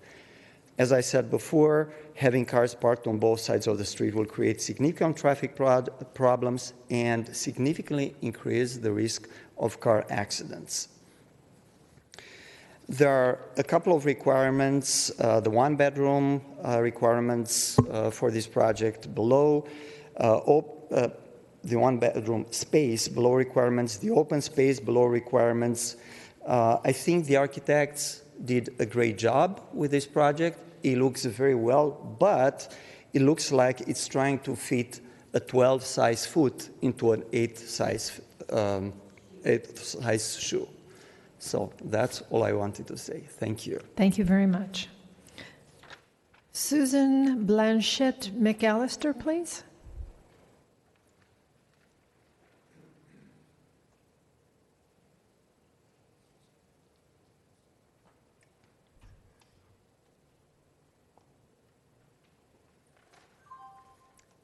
Hello, everybody. I live at 690 Ocean View Drive. Closer to the mic, please. Oh, it sounds like I'm already doing it. Okay. There you go. Thank you. 690 Ocean View Drive. I've been there for 27 years, and my property is kind of like a peninsula where it's Ocean View, then Crest, that kind of circle is around my property. And when I was thinking about this project and thinking of all the families that take walks, just like Adrian said, with their animals and their kids, and there's going to be at least 40 more cars, I would think, using that roadway, which is, again, no sidewalks. And so I'm concerned about that, and the height of the building in such a small space. It looks beautiful, but I'm not sure that that space is the place for it. I think that's about it. Oh, I did have there was an accident on the side of my property which never happened before, and I think it's probably one of the trucks that are going around our property with dirt, removing the dirt from the Santa Fe area. So I'm like, okay, first one, 27 years. So anyway, thank you. Thank you very much. Martin Zavala.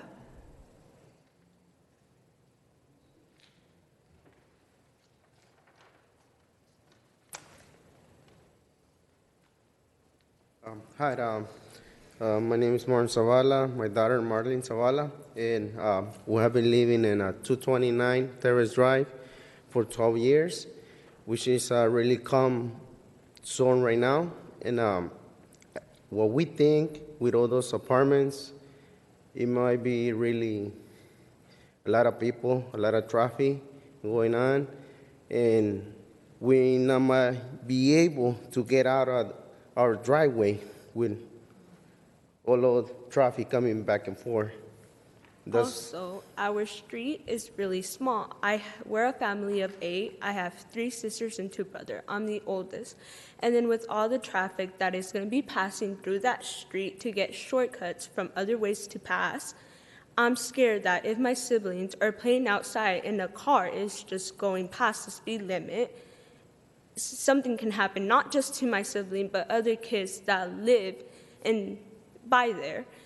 And there's not a lot of people that follow the laws, and that's a fact. Come on, you guys.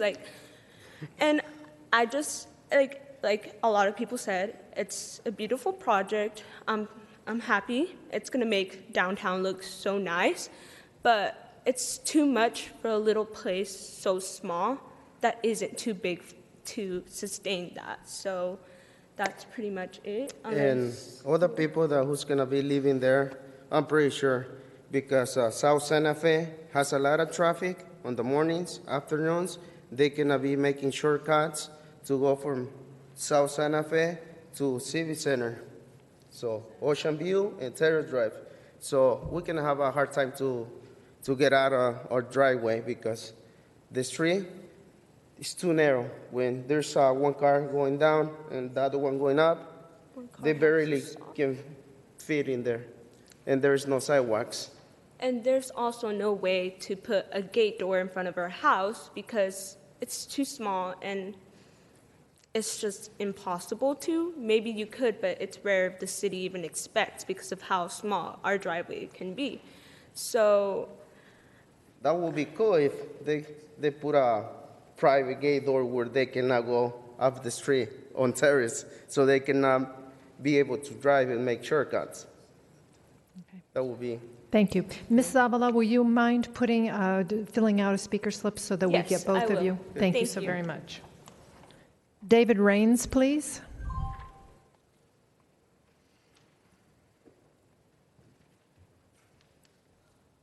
Hello, I'm David Rains. I live at 460 Ocean View Drive. Have some notes here.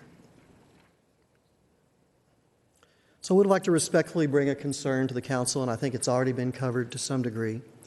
But, Santa Fe has a very high commute time traffic issue already. And naturally, as things continue to develop, especially this project, which I think is very high density, you're going to see more and more cars seeking alternate ways to get in and out of this project. They're definitely going to do that with the back streets that connect Terrace. As mentioned, these streets are characterized by blind curves, steep drop-offs, some 10-mile-an-hour speed limits, no sidewalks, and many people use these streets for their families to walk around in the evening, to walk their dogs. People that work at the Yellow Deli use them to walk to work, all part of the great walking that we want to encourage here in Vista. But I really feel like this additional development at that density, along with the increased pedestrian traffic that you're going to see as the Paseo Santa Fe continues to develop, you're looking at an accident waiting to happen, and I'm very concerned about it. We definitely welcome the very progressive development of the Paseo Santa Fe in downtown. It's been wonderful to see. I think it's a great job. But because of the density of this project, my wife and I definitely oppose it. I realize that it might not produce at a lower density the return on investment that the developer would seek. I totally understand economics. That's certainly part of it. I think that's one of the reasons that they've had to make concessions on the open space, the size of the units, all those kinds of things. I mean, I understand it. But I truly think that if you want to meet the long-term goals of Vista while respecting the existing community, then there has to be some creative redesign of this project. For that reason, I just oppose it as the way it's currently proposed. Thank you. Thank you. Karen Karhoff? Tell me again. Karhoff. Thank you very much. One too many H's. Hi, my name is Karen Karhoff, and I'm at 715 Ocean View Drive. I have been there 25 years, and I oppose the project. Couple reasons. The east side, that they think they don't need any shelter, it's hot. The sun's going to be boiling in there. Air quality that you said that wouldn't affect, it's going to affect everybody up the hill. Most of us don't have air conditioning. We depend on that ocean breeze to keep our houses cool, and all those up above are going to lose all that. And the traffic is going to be miserable. You can't turn left from Terrace onto Santa Fe as it is now, and none of those people will be able to get out and to work unless they go up around Terrace, down Ocean View to Civic Center. And Civic Center is already a mess. So I oppose the project. It's beautiful, but it's going to impact us. And I don't know where you live, but I don't think you'd want one of those in your backyard either. Thank you. Thank you very much. Cliff Kaiser, please.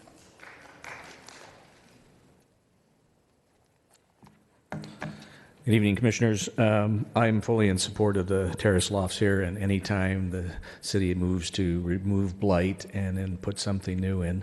And I'm not a big fan of high density, but at the same time, that's forced upon us, and I think this is a good use, a good place, and good time to do that. It's a very nice design. I like the market rate as opposed to the place across the street, as well as its less than nice design, in my opinion. The affordable housing project that was just approved a week or so ago, or last month, something like that. There's momentum on South Santa Fe. This continues that momentum. I'd like to see Phase 3 of South Santa Fe go, and the more that we can do to make that look nice is a good thing. And this has been a long time planning. And of course, the developer and anybody that has property and wants to do improvements wants to see a return on their investment. And I've talked with many developers over the years, watching like you do, and that's a tough thing, an important thing to make happen. I like the height. A lot of people don't like larger buildings, but I really like the 5-story building in downtown that's being built, and I like this. It's nice to have variance. It's nice to have some high buildings, some low buildings, and right next to 508 Tavern, that's going to be a great contrast and add to the beauty of downtown. Regarding Mr. Garrickson's comment about whether there's kid stuff there, well, whether they're there or not, some places aren't designed for young children, just like you're probably not designed for Chuck E. Cheese. So it's appropriate to design places to different demographics. And I looked at the map that some of the residents were talking about and possible shortcuts, and I just don't see that happening. I drive South Santa Fe and Civic Center very frequently, and it's never crossed my mind to jump onto a shortcut through that neighborhood in windy road. It's longer and it's going to be slower even with traffic. And then just with regards to traffic caused by that development, I don't see that either. It's right on the corner. The people are going to be using Santa Fe, making a right turn or left turn onto Terrace and a quick turn into the parking lot. So I just don't see Terrace Drive beyond that and Ocean View beyond that impacted a lot by this development. So thank you. Thank you very much. Ralph Medina, please.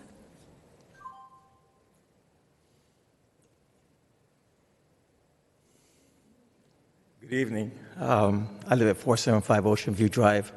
I totally disagree with the gentleman just said. They are going to take that shortcut, because I'll take that shortcut in a heartbeat. That going down on Santa Fe is a tough road.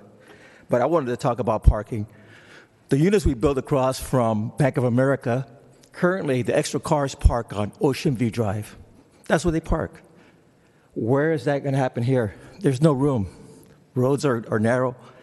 The gentleman talked about not being able to get out. So that is a concern.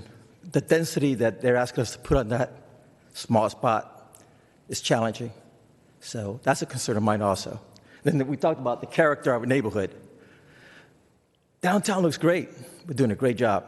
But the height and the density we're asking to put on that property, it's hard to take. So that's all I have to say. Thank you very much. Jonathan Kuno, please.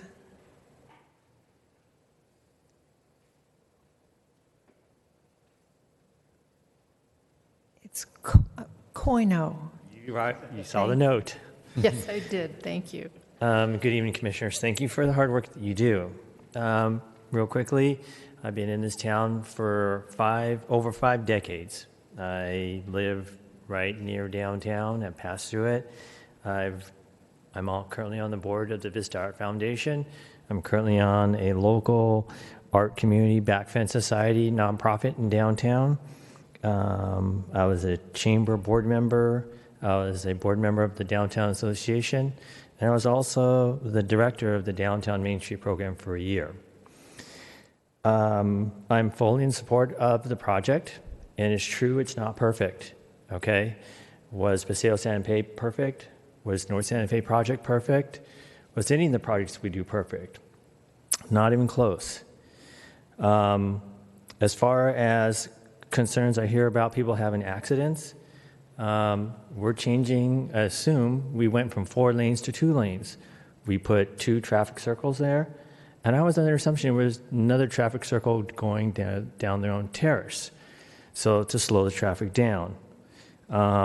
As far as the apartments, when you say there's no amenities for kids, well, I believe we have a diversified living in downtown. So we have the North Community Housing Works, North Santa Fe, which is a beautiful complex that houses many families and kids. We have Paseo Santa Fe, they house kids. So we'll not have diversity where we have young adults, maybe we have a senior citizen one that's being built on Escondido or Civic Center Drive now. So it's like a vitamin. There's diversity in our living quarters. As far as parking, I've heard the same story over and over when they wanted to build Paseo Santa Fe. Oh, no parking. I heard the same story when they did North Santa Fe. Oh, no parking. And we hear the same story when they're building the 5-story project on Main Street and Santa Fe. No parking. But yet, there always seems to be parking. So I think that, yes, there is a parking concern, but I think with the code that we have, we provide enough parking as there is. I love the project itself. It's very artistic. If you can tell that I've been in the art scene, I'm not an artist myself. We have put on the Alley Art Festival for 5 years now in downtown Vista. So I'm very involved in the volunteer work that we do for the arts. And it would be fantastic to have a building of this artistic style instead of some of the buildings we have now. But at the end of the day, build it and they will come. There was one last thing I'll leave you with, there was a great story of a downtown in the Midwest that took off all their parking restrictions. They said, no parking restrictions. Builders came, and now that place is thriving over the last 5 to 10 years. So with that said, I fully support and I appreciate what you guys do. Thank you very much. Student commissioners, I don't want to forget you. Do you have any comments on this project?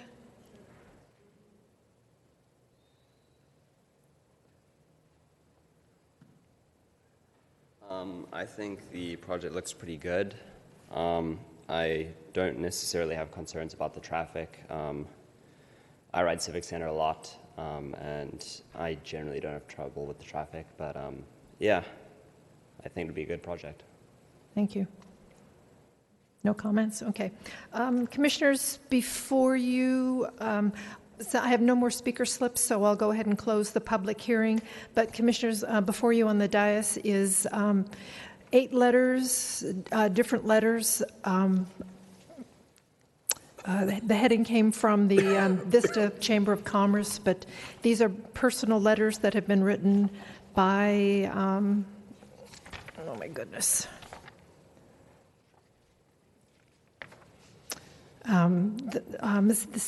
David Lowen, from the CEO of the Children's Paradise, Little Cakes, and all of these letters that are in front of you are all in support of the project. So I just wanted to, this will be part of our record for this evening. So before we go any further, are there questions, comments, opinions you'd like to share? Commissioner Bell, please. A couple of follow-up questions for the owner applicant. What's the management plan for the rentals here? Are you going to have someone on site or a property management company? Any ideas there? Yeah, absolutely. Sunrise Management Company, they've been in business for 35 years. They've got 17,000 units under management, and they're a designated manager of choice. Perfect. So they're going to manage applications, enforcement. Exactly. Okay. Yes. And then what were the improvements to the intersection of Terrace and Santa Fe? I know that there's a roundabout going in at Guajome down the street. Correct. So what's going on at the corner of the T intersection of Terrace and Santa Fe? Is it just going to be crosswalks? Yeah, there's crosswalks as part of the capital improvement project for South Santa Fe. Okay. We're doing some other infrastructure improvements, which the architect could speak to in more detail if you'd like. But no stop signs or stoplights at that corner that you know of? Not that, is there a stop sign? That might be a question for the city as well. I don't remember. I don't think there's a stop sign. There is not a traffic light, but I believe there is a stop at Terrace Drive, and they're going to have to dedicate 10 foot on that side of the project that's abutting the project site for the public right-of-way. Okay, but So in order to make a Santa full Fe improvement- won't have stop or stoplights. Okay. Mr. Dalton just pointed out that we are doing a dedication to Terrace Drive to widen that street and build a sidewalk on Terrace. Great. And the question was how far up? So up to the edge of your property going up the hill? Correct. Okay. And then thank you for answering my questions. And I'll just say in general for the commission, I appreciate the information from the city, especially we've come up with the issue of gross versus net density a couple of times here. And maybe, I don't remember if Ms. Chow or Mr. Reisler can help me, but the Paseo project across the street and then the downtown Main project. The downtown Main was a net density of close to 100, right? It was between 90 and 100. I believe that's the case, and the Paseo Santa Fe is at 73 dwelling units per Right. acre. And so this one's falling between 50 and 60, right? Or is it, I have got to look again, but it certainly was less than the other projects when it came to the comparison of the dwelling units. And just from my personal experience, which counts for something, but not much, I appreciate the reach towards smaller size units, towards studios and one bedrooms. I think that's a necessity at this point where we are in San Diego, where we are in California. And I think that the location here is ideal for it, connected to our downtown, connected to the transit. If I ask myself, what do I want to see here in 20 years? This is what I want to see. And this is the style of building, the type of building. Having said that, it's far from perfect. I don't think the imperfections are the fault of the builder. I think that we're building on a lot of legacy here, and we are coming up against a conflict with an existing neighborhood that has a different zoning and a different history, much as we have in several other areas. I would think back to the previous meeting we had where we discussed the ability of the Planning Commission to look at both the design and the fit within the community. I think the city's given us great guidelines on how this building fits the requirements. I think it's up to us to decide if it fits the neighborhood. I tend to be in favor of it based on what I've heard. I absolutely understand and feel the stress of parking and traffic. I think many of us who live in Vista feel that in our own neighborhoods all the time. I don't know if that's enough to stop or reject this project at this point, but I think that's something the city is addressing and absolutely has to continue to address, and more so us as a culture has to address with the way we transport ourselves and move around. And I have the hope that my children will not own a car in 15 years and these problems will not be as big. Now, who knows, but that's my point of view on that. So with that, I would say I'm in support of it, but I'm absolutely open to hearing changes and suggestions. Thank you.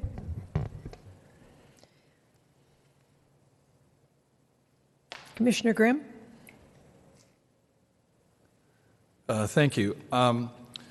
In viewing the project, I wrestled a little bit with the fact that we have a market rate project, and so we're not, in this particular case, getting affordable housing or other things, yet we're giving up a lot in terms of, special densities, smaller unit sizes, those kinds of things. And so I wrestled a little bit about that in my own mind, and I thought, well, what's the quid pro quo for the city giving this up? And I have to say I really agree with Commissioner Bell that I think this project is the kind of project we're looking for. for this particular area. I think it's going to set a standard in this area. And I also feel for the neighbors, I don't think it's going to be as bad as maybe you think it is, and that's obviously easy for me to say from up here. But I think there's some benefits to it. I think one is that right now, if you live up on Ocean View, for the last 25 years, I think it's been very difficult to go down and walk your dog on South Santa Fe at night. I don't think many people would be willing to do that. I think it's going to change. I think you're kind of in a catbird seat there in that you can, once the street develops down there and there's a lot of action on the street, there's restaurants and things, I think you may find it very interesting to be able to go down there and participate in that. But the great thing about where you live is that if you don't want to be involved in that, you can go back up the hill. And like I said, to me, it's kind of being in the catbird seat. So I understand the traffic issues and those, but I think, and you can come back if I'm still up here in 2 years and tell me I'm not right, but I think that you'll end up maybe even really liking the project eventually. So that's my comment. I, too, am in favor of the project. I think it's quite an enhancement when you look at it and then the artist loft that's going across the street. Both of the artistic portion of this are coming out in a very small area, which is starting up the second phase of Paseo Santa Fe. The size of them, the 5 stories, again, is not a deterrent for me. The artist loft across the street is large. Paseo Point is 4 stories. One on the corner. One. Thank you. Is large. It's just the beginning, and I think it's a very nice balance. And I agree with Commissioner Grimm. The distance from the back unit to the bluff and the homes above the bluff, I don't think is going to be as bad as what you picture it in your mind. So, but I am concerned, as a couple of the residents who live up there stated, that early morning sun is pretty hot on the back of those units. So I would just suggest taking a look at that, especially the top floor. So I will be in support of it as well. Commissioners, any other comments? Someone want to go forward and make a motion?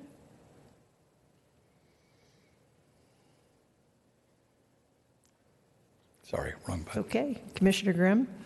Yeah, I would move staff recommendation on this with an added condition, simply that the developer work with staff to come up with something that's nice on the Terracino elevation regarding the steel. I will second that motion.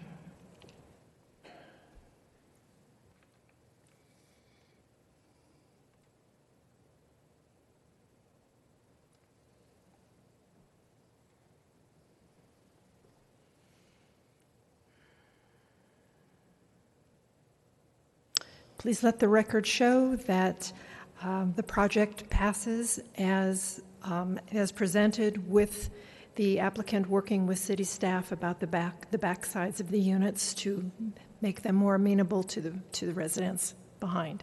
Thank you. Vice Chair Kramer? Yes, please. Just a clarification point. I've heard what Commissioner Green spoke about working with staff on the corrugated metal on Terrace Drive. And was that part of the motion as well, looking at the 5th floor at the back, Terrace Drive, in terms of the sun and the positioning of the units, in terms of the protection, I should say, I guess, in the early morning? I don't know if we need to re-vote, but I would certainly make that a part of the motion.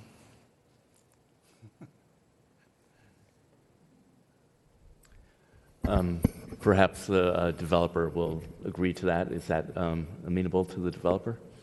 Yes. Okay, so I don't think we need to amend the motion. I think that will just be that conversation. Perfect. Thank you very much. Thank you. Okay, so that is at the end of our 2 public hearing items. So next we have reports, comments from commission members. Seeing none. Comments from the Community Development Director, City Planner, and Assistant City Attorney. Just wanted to point out to the commission that just a quick update in terms of the council is actually going to be hearing the ADU, the accessory dwelling unit, on June 25th at the hearing. You actually discussed that and supported staff in moving forward with the actions they took that night. So that'll be on June 25th.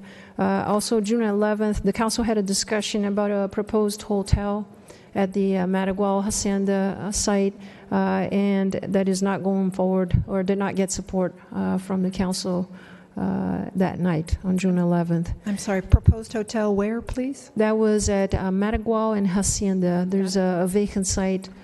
Usually it's past the vacant site where usually the circus goes every year. And just to the east of that is another vacant site. That's where a hotel was actually being entertained for that location. So they had a general plan, a zoning discussion the night of June 11th with the council to see whether there was support for that to be moved forward as a formal application, and that was not the case. July coming this month, we don't have any particular items that we think might be bringing before you. July is also dark for City Council, so it looks like both Council and Commission may not be having any items, or Council's dark anyways every July, but the Commission might not have any items coming up for July. So if we have anything, it might be for the first meeting in August, potentially 2 items that night. And that's pretty much what I have. Okay. Thank you. Commissioner Looney, please.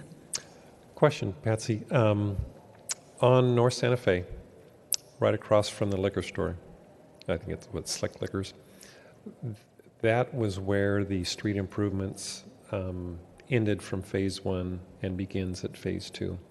Some of the stormwater systems that were installed in the very center of the street are sinking about 2 or 3 inches.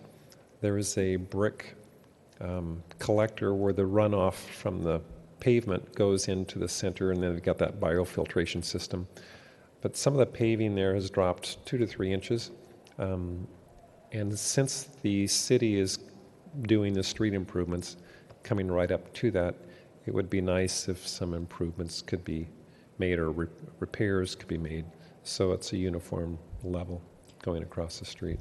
Yeah, thanks for bringing that to our attention. I'll bring it up to the attention tomorrow when I go back into the engineering staff that's overseeing the project so they can take a look at that. So thank you for letting us know. One of the other comments that was made this evening about workers starting at 6:30, that's been kind of a pattern on some of the construction of other projects. And I think it would be beneficial that beneficial to the residents that the city enforces that with the developers. Yes, I know they can get an extra half hour in before traffic starts, but it can be annoying. Agreed. Thank you. Okay, we are adjourned, 8:05.